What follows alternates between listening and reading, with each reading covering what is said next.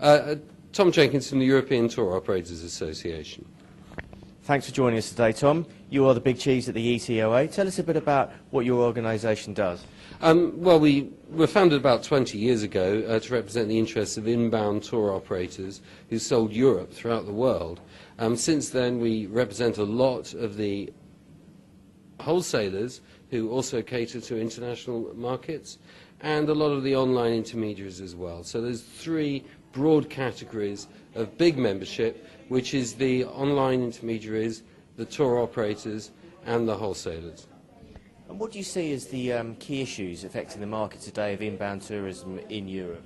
I think the key issues that are affecting the inbound tourism market really are going to be something they share in common with most of the other service economies.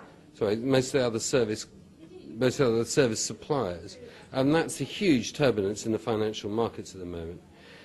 I suppose there is good news there for tour operators insofar as we've seen huge rises in both the dollar and the yen, which are the two key markets for Europe. And if those people have got more money, then we've got a real chance of making some real cash in the next 12 to 24 months. Tom, you've sort of mentioned the yen, huge rise there. Japan, once a huge giant in tourism, sleeping after the recession. Do you think it's returning now to what it was back in the 80s and before?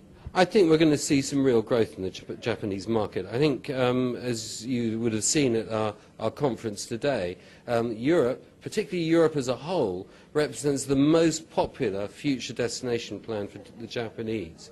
And they've got money, and their money is suddenly worth 50% more than it was 3 months ago. And this is an enormous surge in purchasing power. So yes, I think Japan is resurgent.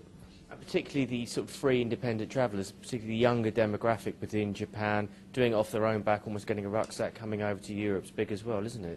The youth in Japan are showing increasing enterprise on that front. But it'd be wrong to generalise. I mean, the biggest section of the market in Japan are the older market, and this is still an extraordinarily strong market for the organised escorted tour. And we're looking forward to some big growth in that area as well. And also, how about the last 20 years, the huge expansion of Europe to cover the former Soviet Union, lots of new members joining. How has that affected your role of the ETOA? I think the arrival of the accession states has been an interesting challenge. I think what it's done is enormously increased the product range of my members. I think from a regulatory range, they have thankfully largely fallen in line with the rest of Europe. So it has not made it more complicated, it's just made it a lot richer to sell. Okay, Tom, thank you very much for joining us today. Okay, thank you very much indeed. Brilliant. Bye-bye. Okay.